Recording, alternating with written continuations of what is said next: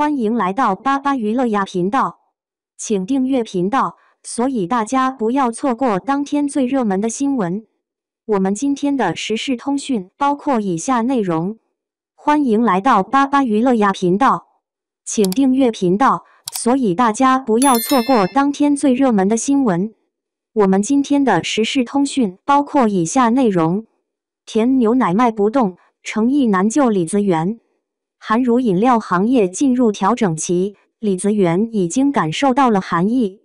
9月10日，在李子园2024年半年度业绩说明会上，对于报告期内营收下滑，李子园总经理朱文秀向北京商报记者解释，受经济环境影响，消费市场复苏乏力。上半年，李子园请来青年演员程毅作为品牌代言人，试图打开年轻消费市场，然而报告期内大单品甜牛奶依然下滑。在资本市场，李子园实施回购后，股价一蹶不振，截至9月10日，收盘价为 8.44 元每股，相比1月2日的 13.42 元每股，已经跌去 37%。李子园发布的2024年半年度报告显示，报告期内实现营业收入 6.79 亿元，同比下降 3.08%， 实现归属于上市公司股东的净利润 9512.05 万元，同比下降 29.29%。对于营收和净利润下滑的原因，李子园在财报中没有直接给出解释。9月10日，在2024年半年度业绩说明会上，朱文秀向北京商报记者表示，上半年受经济环境影响，消费市场复苏乏力，导致营收略有下滑。另外，由于营收不及预期，同时促消费以及相关费用的增加导致利润下滑。北京商报记者注意到，在部分线上渠道，李子园225毫升的甜牛奶价格低至 2.2 元瓶，同渠道的百岁山348毫升天然矿泉水价格为 2.1 元瓶，福斯 Voss 天然矿泉水500毫升的价格为 4.84 元瓶。即便价格降的和矿泉水差不多，李子园的大单品甜牛奶还是卖不动。报告期内，占李子园 97% 以上营收的韩乳饮料卖了 6.56 亿元，同比下滑 4.87%。李子园成立于2024年，以甜牛奶乳饮料系列等含乳饮料和其他饮料的研发、生产与销售为主。甜牛奶乳饮料系列卖了近30年。李子园的高光期在2024年，之后营收一直停滞不前，连续3年徘徊在14亿元左右。2024年，李子园出现了2024年以来首次营收下滑。今年以来，整个乳制品行业除了成人奶粉以外，其他品类销售额、销售量全线下跌。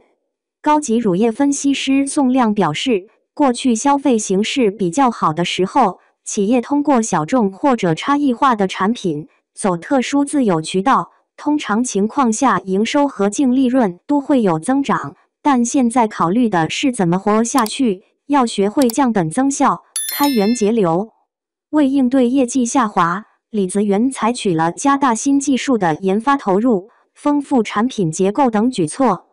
在原有经典产品甜牛奶的基础上，李子园在2023年至2024年上半年，针对不同渠道开发不同规格的产品，推出无菌罐装杯装果汁饮料、气泡奶风味饮料、果粒果汁饮料、每日五黑等产品。不过目前在整体营收比例不到 3%， 第二增长曲线还未形成。同时，上半年财报显示，李子园的销售费用同比增长 47.16% 至1亿元。销售费用大增，但业绩没有形成正反馈。对此，朱文秀在业绩说明会上表示，上半年营销费用的增长主要是由于代言人及营销费用投放的增加所致，业绩没正向增长受市场景气度、推广策略变化而具有一定差异。下半年，将根据市场成熟度情况制定不同的销售策略，以实现精准营销，不断提高传统优势市场的市占率，同时会加强对市场活动的管控和掌握。今年4月20日，李泽源还官宣诚意成为品牌代言人，当天话题登上微博热搜，全网曝光14.5亿。此前，李泽源曾请过范冰冰、周迅、林心如等明星代言。选择诚意作为代言人，李泽源或想借力粉丝经济，吸引年轻消费群体。官宣后10多个小时内，李泽源天猫官方旗舰店销售额突破1000万元，24小时内销售额达到1500万元。2个月后的7月8日，李泽源的新品李泽源孕期奶上市，当天就卖出500万元。不过，粉丝经济支撑的销售额很快回落。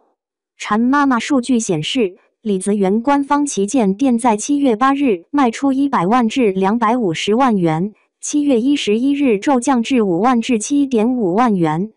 之后的单日销售额大部分时间处于5万元以下，近30日销售额不到100万元。中国食品产业分析师朱丹鹏表示，李泽源等含乳饮料增速均有不同程度的下滑，鲜奶、酸奶等乳制品已经成为日常生活元素，含乳饮料主要生存在低线城市。从市场广度来看，君瑶、菊乐、李泽源等都面临市场受限的情况，在局限的空间里，当乳制品龙头企业渠道下沉时，他们也就没有明显的增长空间。马上营发布的报告显示，2024年到2024年1季度，含乳饮料大类里的乳酸菌饮料在多渠道、多地区、多分类中均呈现明显下滑。2024年至2024年，主流饮料品类在2季度、3季度的销量占比表现，含乳饮料下滑也最明显，由2024年的 37.30% 骤降至2024年的 24.42%。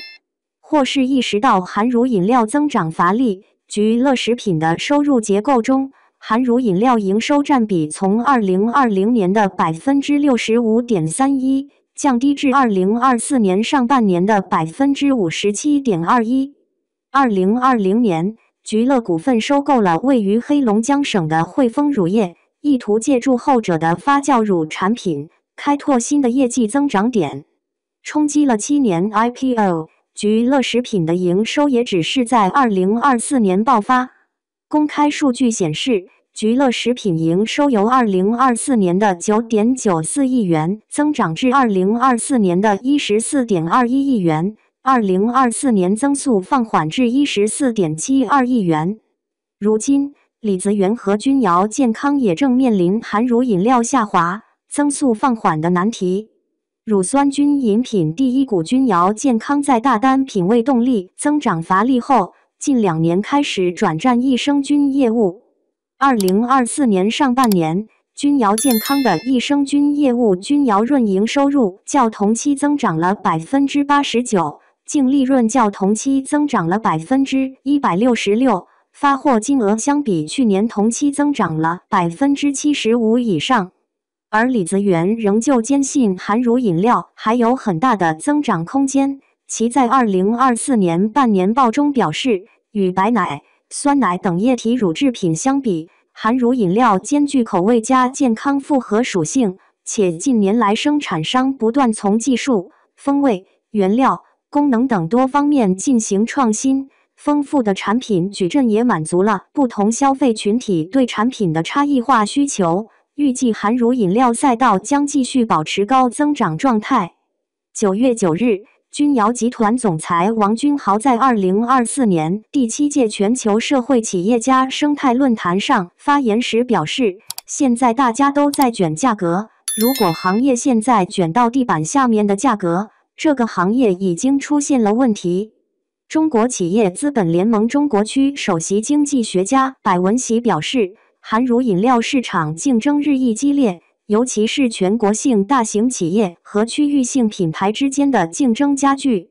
未来，含乳饮料市场预计将继续保持增长，但企业需要通过产品创新、品牌建设和渠道拓展来提升竞争力。